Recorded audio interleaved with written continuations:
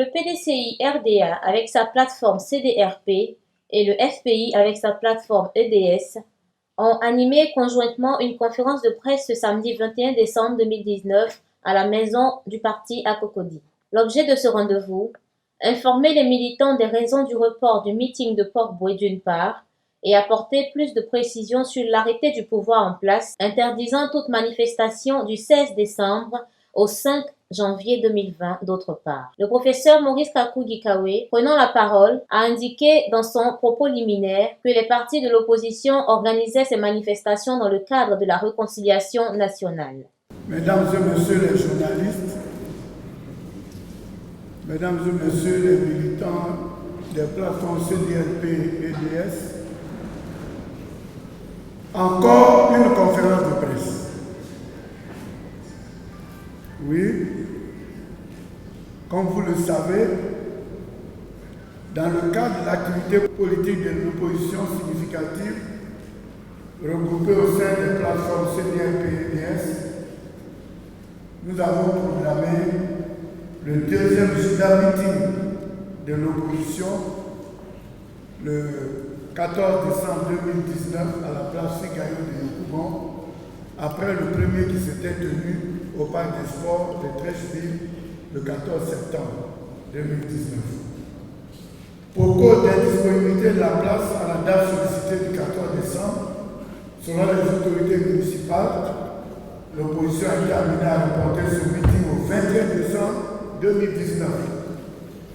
Après avoir obtenu l'autorisation des autorités municipales de Yopougon et payé les droits d'occupation réclamés, l'opposition a pris avec stupéfaction l'interdiction de cette manifestation par un arrêté municipal signé du maire Gilbert Kafana Kone de Yopougon.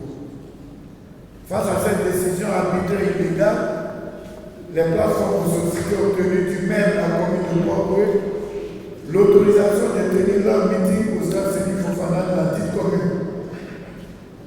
Comme cela se fait en pareille circonstance, les autorités de police ont été sollicitées pour assurer la sécurité de ce rassemblement, mais ont refusé d'assumer cette responsabilité que la loi leur impose. Par ailleurs, parce que nous sommes des responsables, l'organisation veut dire la prise en compte de beaucoup de choses et des informations du terrain. Des informations récurrentes, concordantes, nous sommes parvenus qui faisaient état de manœuvres d'infiltration de notre manifestation par des individus mandatés pour semer le désordre et le chaos. Pour vous dire que nous ne sommes pas en train d'affabuler, le gros de ce groupe a été basé au niveau de l'abattoir de Port-Bouët. Donc nous avons des informations sûres. Après une analyse profonde de cette situation, la décision a été prise de reporter le meeting initialement prévu le 21 décembre 2019 au stade Séni Fofana de Port-Bouët à une date ultérieure. Nous organisons cette conférence de presse d'abord pour présenter toutes nos excuses à nos militants pour le désagrément, saluer leur mobilisation parce qu'on sentait qu'on était mobilisés. On pouvait même, malgré ces groupes qui ont été signalés, y aller. Ce n'est pas que nous avons peur, mais nous ne sommes pas seuls. Donc la sagesse a voulu qu'on reporte pour ne pas tomber dans le piège. Parce qu'autant que nous sommes ici dans l'opposition, notre objectif, c'est de reconquérir le pouvoir d'État avec une Côte d'Ivoire qui est debout. Donc, c'est un repli tactique. Ensuite, après ce report, on en parlera tout à l'heure quand vous avez posé des questions, mais alors que tout avait été bouclé, géré, réglé, et que le président Macron et la délégation ne rencontraient aucun parti d'opposition, nous avons été approchés et ce matin,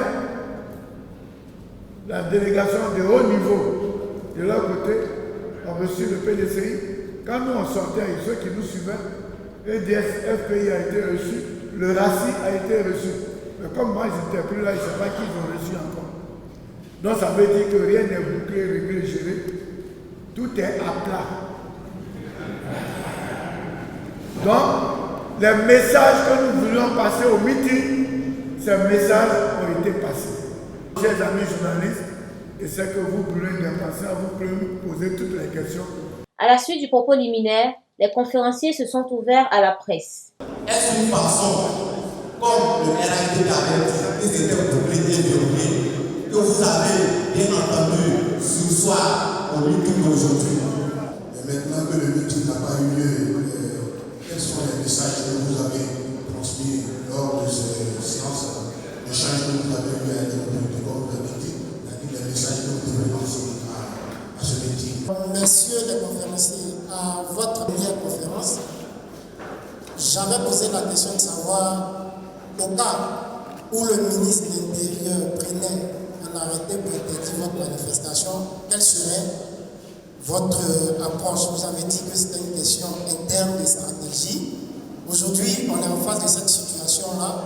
Vous évoquez des infiltrations. Deuxième préoccupation, vous avez évoqué une rencontre avec une délégation de haut niveau. C'est une délégation de qui exactement? Merci. Aujourd'hui, dans cette séance de la radiographie, vous avez cité tout à l'heure le président Emmanuel Macron. La dernière fois, vous disiez que le meeting d'aujourd'hui de Bordeaux avait permis au président Macron de faire rapport. Du coup, ma question est simple. Quel est le message de la politique de l'emploi que vous souhaiteriez faire passer au président Emmanuel Macron? Ma question est la suivante. Devant ce recul, est-ce que vous n'êtes pas en train de donner raison à ceux qui disent que le PDCI et le FPI ont peur? Merci. Je voulais faire quelques clarifications. On a lu sur la toile que Dr Assouadou et Kabou Dikalié ont été convoqués sur ordre du président Ouattara par le ministre de l'Intérieur. Intoxication des informations. Après l'annulation de notre autorisation par le maire Kafana, nous nous sommes retrouvés et nous avons pris des décisions. Nous avons demandé à l'ambassadeur Aboubakar et Kamagaté, organisateur du meeting, de rencontrer le maire le lundi matin. Ils sont partis à la mairie de Yopougon, se sont assis là-bas de 9h à 14h, tous les bureaux étaient fermés. Il y avait qu'une secrétaire. Curieusement, personne n'est venu au travail. Ils sont venus nous faire le compte rendu. C'est là que nous avons dit, Assouadou et moi, on va rencontrer le ministre de l'Intérieur pour protester. Ça, c'est cette façon de faire. J'ai appelé le ministre. On a échangé des SMS, donc c'est historique. On peut toujours vérifier. Le ministre a dit qu'il avait un conseil de gouvernement qui nous appelait après le conseil, mardi. C'est à 21h qu'il m'a appelé, il dit ah, je suis à Yamsoko, parce qu'on a un conseil des ministres, je n'ai pas pu avoir le temps. On dit il n'y a pas de problème. Il est revenu, c'est le jeudi à 14h, au moment où je préparais mon bureau politique qui nous appelle pour nous recevoir. J'ai dit que j'ai un bureau politique, il faut que je rejoigne Assouadou. On s'est concerté et on est tombé sur la date du lendemain, vendredi 20 à 10h. C'est nous qui avons proposé le jour et l'heure à notre demande. Et le ministre dit, bon, mais je m'organise, je vais vous recevoir. Et puis j'ai transmis.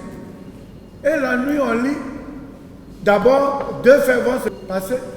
À 20h, le ministre qu'on va aller voir demain matin, il est assis sur le plateau de télévision et il invite tous les maires d'Abidjan à interdire tout meeting. La même nuit, on dit on nous a convoqués. Pour vous montrer que nous, on n'a pas peur. Assouadou et moi, on s'est concerté. On dit notre rendez-vous n'a plus d'objet. Donc j'ai appelé le ministre, lui ai envoyé un message, je lui ai dit, on ne vient plus. Et on n'est pas parti. Il faut que toute la nation le sache. Le rendez-vous de vendredi, c'était à notre demande. Et comme c'est nous qui avions demandé, et comme notre demande n'existait plus, on n'est plus parti. Donc il faut que vous le sachiez. Deuxièmement, pour organiser notre meeting, on prend contact avec le commissaire de Port-Louis. Dit que moi, je n'ai pas d'effectif pour organiser le meeting. Mais ce matin, là, on a envoyé des gens. Il y avait plein de gendarmes qui entouraient la clôture de Seynou Fofana. Ils sortent d'où? C'est eux qui ont demandé pour faire le meeting. Ils sortent d'où? Bon, il dit qu'ils ne peuvent pas encadrer le meeting. Donc, on écrit au directeur général de la police. On dit on va vous répondre. Jusqu'à 20 h, on ne nous répond pas. Le ministre de la Sécurité, il ne nous répond pas. On va au ministère de la Défense, ils n'ont même pas voulu prendre notre lettre. Et à 21 h, je reçois un papier du maire de Port-Louis.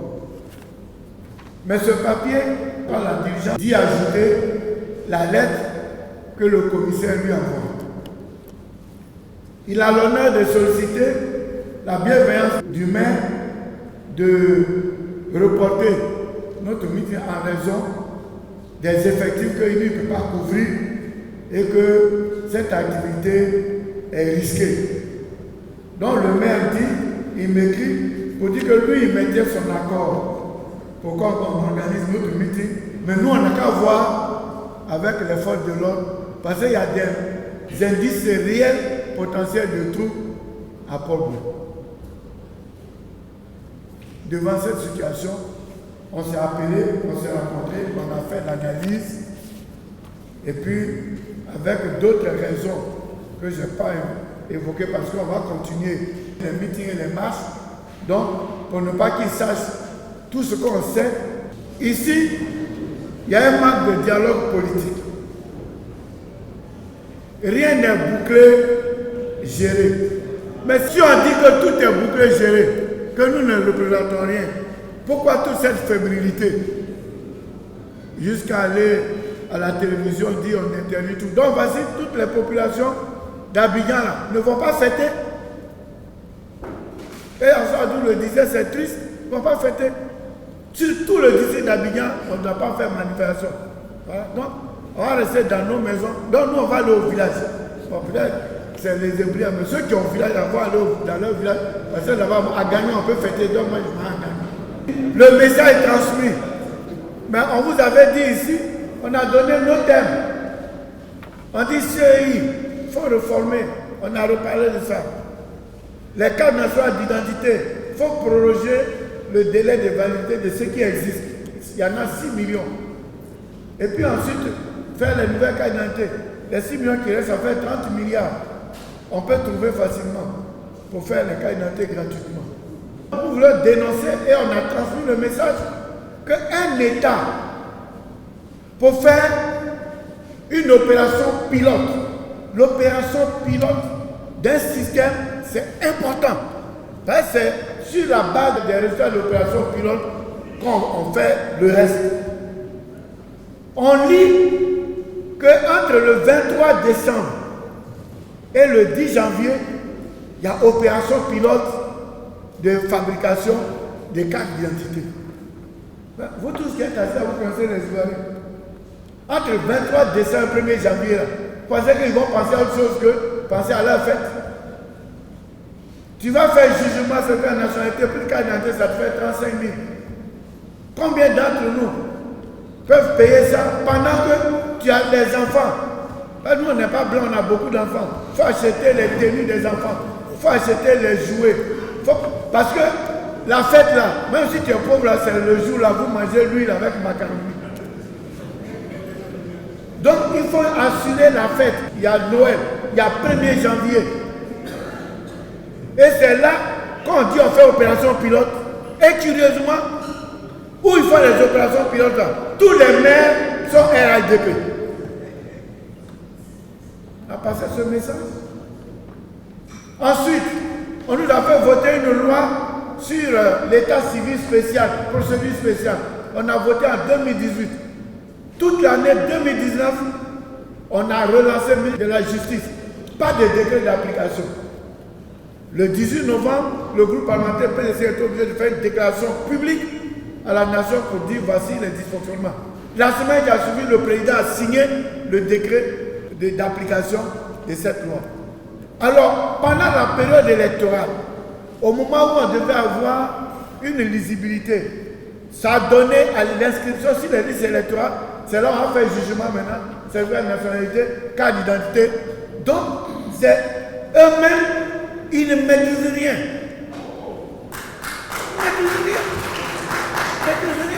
Les prérequis ne sont pas faits. Normalement, selon notre constitution, on doit faire l'enrôlement à partir de mars. Alors vous qui êtes là, vous êtes Ivoiriens, vous êtes journalistes, vous êtes Ivoiriens. Vous pensez qu'au mois de janvier, février, on peut fabriquer 12 millions de cartes d'identité en Côte d'Ivoire? Alors moi je ne pense pas. Nous avons décidé de ne pas faire ce meeting parce que nous savons que ceux qui sont en face de nous, en fin de compte, ils n'ont aucune notion du fonctionnement d'un État. Aucune notion. Et c'est pourquoi j'ai pris ce papier pour vous lire ce que le maire de Yopougon a écrit. Rien que l'article 1er de son arrêté. Et vous verrez qui ils sont. Il est interdit toute manifestation publique pouvant entraîner des mouvements de foule sur les espaces ouverts de la commune de Yopougon du lundi 16 décembre 2019 au lundi 5 janvier 2020. Pour quelqu'un qui sait comment fonctionne une commune, qui a une population diversifiée, qui a des chrétiens, et il sait que nous sommes en période de Noël, peut-il écrire cela? Peut-il écrire cela? Et non seulement il a écrit ça, son ministre vient et il répète la même chose à tous les maires du district d'Abidjan. C'est regrettable. Et c'est dans ça que nous sommes. C'est-à-dire que nous avons en face de nous des gens qui n'ont aucune notion du fonctionnement d'un État moderne, d'une démocratie. Et nous sommes des responsables. Quand tu es responsable, tu as le souci de tes militants, tu as le souci de tes sympathisants. Nous avons décidé de faire une manifestation pacifique, de faire un meeting pacifique. On n'a pas dit qu'on partait faire un affrontement. Et nous avons les informations. Les gens qui les ont rassemblés à l'abattoir, armés, pour foncer sur nos militants qui viendront. On a raisonné, on a fait l'analyse, on a estimé que ce n'est pas le moment. Vous êtes mobilisés, soyez mobilisés. Nous sommes mobilisés, on ne recule pas. On ne recule pas et on ne va jamais reculer. Mais le moment opportun viendra. Vous voyez, quand un chef de l'État, qui est garant de la Constitution de la Côte d'Ivoire, que lui-même il a fait fabriquer quand il a pris le pouvoir, est le premier à violer cette Constitution. Parce qu'il écrit dans notre Constitution qu'aucun Ivoirien ne doit être forcé d'aller en exil. Quand vous demandez que Babo Laurent ne vient pas en Côte d'Ivoire, c'est quoi? C'est violer la Constitution. Babo est acquitté, il n'est pas condamné, il est citoyen libre, il doit venir dans son pays. Donc il nous appartient, nous, Ivoiriens, de comprendre dans quelle situation nous nous trouvons pour que nous soyons mobilisés. Le jour où on va vous appeler de grâce, personne ne doit rester à la maison. C'est ce que je peux vous dire. Est-ce que vous n'êtes pas en train de prendre l'habitude de céder la place au pouvoir et de l'accompagner dans son mouvement de conservation du pouvoir? Est-ce que vous n'êtes pas en panne de stratégie face à un pouvoir qui ne nous fait pas du tout de cadeau? C'est la préoccupation des Ivoiriens, je voudrais vous les apporter. Plusieurs fois, comme on le dit souvent en politique, lorsqu'un consensus national chargé de ramener les réformes démocratiques échoue, on fait recours aux armes. Félicitations. Et donc c'était pour vous dire, aujourd'hui vous n'avez pas de la recette qui ne veut pas vous faire des cadeaux. Or, comme l'a dit le confrère, en politique, c'est les rapports de force. Est-ce que vous pensez véritablement que vous, l'opposition, êtes en train de faire franchir? Est-ce que ce n'est pas une manière d'accompagner le processus du président Alassane Ouattara, puis après vous allez venir encore tenir des beaux discours ici, c'est lancer un appel à l'apaisement, à la sérénité? Bon, ça va se passer. Le rapport de force est de notre côté. On a fait très vite. On a fait Yamsokro. Le pays a fait des tournées. Le RACI a fait des tournées. Donc aujourd'hui, on sait qu'on est majoritaire. Si on n'hésitait pas qu'on ne représenterait rien, on dit à les gens, ils n'ont qu'à faire leur meeting. On s'en va dormir. Mais si toute la République est debout, que les gens ne dorment pas, hier on a reporté vers minuit. Mais jusqu'à minuit, les gens ne dormaient pas. Donc ça veut dire qu'on a testé un peu, on représente quelque chose. Donc ne soyez pas pessimistes, comme je dis, la route est très longue. Nous sommes en train de gagner la bataille des rapports de force. Nous avons envoyé des délégations dans toute la Côte d'Ivoire. Avant, il y a des zones où on ne pouvait pas y aller. Aujourd'hui, nos camarades sont partis. Ils ont fait des réunions, ils sont venus. Nous savons que nous existons et que les populations attendent. Donc, nous sommes en train de gagner. Mais comme nous, notre bataille n'est pas de soulever des machettes, n'est pas de soulever des bourdins, n'est pas de prendre des calaches. Il y a notre façon de se battre. Et cette façon-là, nous allons triompher. On a dit simplement qu'on va faire un meeting. Ils n'ont pas dormi. Toute la République a été mobilisée. Ils ont mis des troupes armées. Mais dans le combat, parfois les armes deviennent inutiles. Et leurs armes seront inutiles. Merci. Je vous encourage. Encouragez-nous. Ne soyez pas découragés. Bonne fête. Bref, dans tout ce qu'on fait, Dieu est dedans. Donc, bonne fête de fin d'année, Noël, 1er janvier. Et puis, à partir du 10 janvier, soyez à l'écoute, vous serez nos hommes. On va passer à une étape supérieure. Merci. À l'issue de la conférence de presse, les militants se sont prêtés au micro de PDCI TV. La délocalisation du meeting était déjà pour moi un échec. Aujourd'hui, l'annuler carrément, mais c'est des millions de fiers Ivoiriens qui avaient répondu à l'appel du pays. Et ils étaient prêts pour cela. Mais que là, on vient nous dire, un comité de haut niveau nous a rencontrés. Est-ce que ce comité de haut niveau-là a donné l'assurance que la carte d'identité sera gratuite? Est-ce que ce comité de haut niveau a donné l'assurance qu'on va proroger les cartes d'identité de 2019? Est-ce que ce comité de haut niveau-là a donné l'assurance que le président Gbagbo et le ministre Charles Blé vont venir en Côte d'Ivoire? C'est ce qu'on voulait entendre. Parce que c'est ce qu'on allait revendiquer au meeting. Mais si vous ont déjà donné l'assurance, on est d'accord. Est-ce que ces assurances, on peut nous les donner maintenant? Dans une situation, même dans l'administration où nous sommes, il y a le fait d'un avertissement verbal, d'une demande d'explication et d'une sanction. Vous comprenez? Ouattara nous a imposé la rébellion militaire. Il nous impose la rébellion médiatique. Vous comprenez? Aujourd'hui, il vient nous imposer la guerre constitutionnelle. Mais la Constitution, c'est pour nous tous. Nous avons ce droit, le droit de manifester. Nous avons le droit de dire si oui, on est d'accord avec lui ou pas. Et c'est ce qu'on voulait faire par les manifestations orales, c'est-à-dire les meetings et autres. Maintenant, s'il refuse, on va passer à l'acte. On veut marcher. Voilà mon problème. Nous, on veut marcher pour dire à Ouattara que nous aussi, la Côte d'Ivoire, là, c'est pour nous.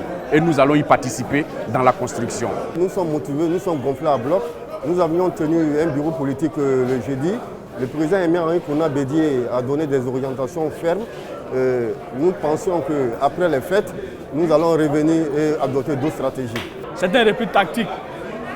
Je ne suis pas découragé. Je suis un militant du FPI. Le militant du FPI, quelles que soient les difficultés, il ne baisse jamais les bras jusqu'à atteindre l'objectif. Je pense que nous sommes au début de la lutte. Comme elle a dit Kawé, le chemin est encore long. Le prochain meeting, vous verrez que la mobilisation sera plus intense que le premier meeting et le deuxième meeting avorté. Je pense que dans les jours ou mois à venir, je pense que le régime qui est en face aura des difficultés vraiment à faire avancer la Côte d'Ivoire. La confection des cartes d'identité moyennant les 5 000 ne passera pas en Côte d'Ivoire. Je pense que, soyez-en sûrs, le FPI jouera pleinement sa partition dans cette lutte. Ce report obéit forcément à une stratégie. Et puis il faut dire que la plateforme CDRP et l'EDS sont des plateformes qui regroupent des partis politiques de l'opposition, mais des partis républicains. Des partis qui respectent la constitution ivoirienne, des partis qui respectent le droit ivoirien. C'est une interdiction qui a été faite par les autorités ivoiriennes, nous le savons, qui participe d'une autre façon de gérer la Côte d'Ivoire pour museler les partis politiques de l'opposition. Initialement prévu le 14 pour Yopougon, le maire de Yopougon a pris un arrêté municipal pour interdire toute manifestation sur l'ensemble du territoire de Yopougon. Heureusement que le district autonome d'Abidjan ne regorge pas seulement des maires RHDP. Le maire PDCI de Port-Boué a autorisé la manifestation, mais vite fait le ministre de tutelle a rassemblé tous les maires du district autonome d'Abidjan pour leur donner injonction de n'autoriser aucune manifestation publique sur l'ensemble du territoire du district autonome d'Abidjan. Vous comprenez aisément que cette gouvernance-là est une gouvernance qui est calquée sur les menaces, est une gouvernance qui est calquée sur l'interdiction systématique de l'expression plurielle, de l'expression des libertés publiques. C'est tout à fait normal que l'ensemble des deux plateformes se concertent et décident de reporter pour protéger la vie de ces militants. Ce n'est que partie remise.